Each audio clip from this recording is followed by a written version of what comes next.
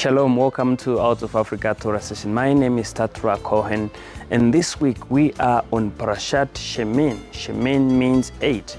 Remember, this is a continuation from Parashat Tzav. On Tzav, we noticed a lot of very interesting things, the laws concerning the sacrifices, and also the Kohanim had to go for a 7-day period of inaugural sessions. And now we had reached a peak of this 7th day, on the 8th day. Now, surprisingly, something sad happened.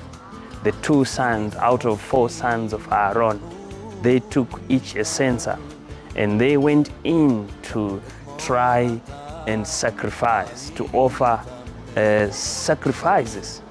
And we are told on the onset that this is something that the Lord did not sanction. Well, by so doing, they were consumed, and unfortunately, they died. Well, what a way to die. A very sad moment, not only for the 2, but for the rest of the community. Not only for the community, but for the family itself, the family of Moshe, Aaron, Aaron himself. Well, he was told, do not even cry.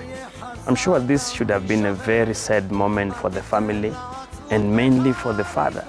And not only that, considering he is the most respected man even in the community of Israel at this point in time. Now, this Torah portion, Shemini, also goes on to give us a lot of details about clean and unclean animals, how to determine this is clean, how to tell this is unclean, and so forth. Well, in as much as all this can be said, remember, we are also told 4 species or 4 types of clean insects which can be eaten. But in all this struggle to separate clean and unclean and so forth, the point is very clear. God wants to put a difference.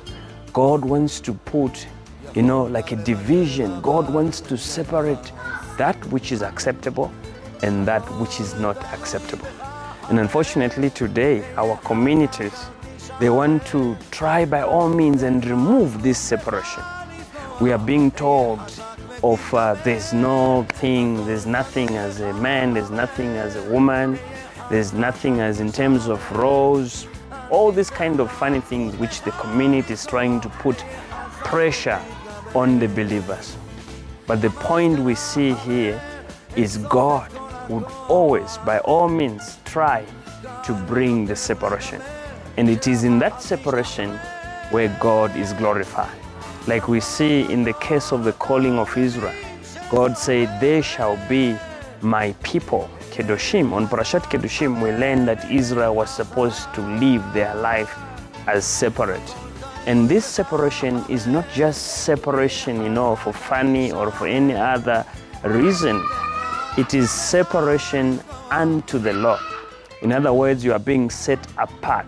So things which are set apart unto the Lord, they are supposed to be taken with reverence. They are supposed to be treated in a certain way because they represent the God of Israel.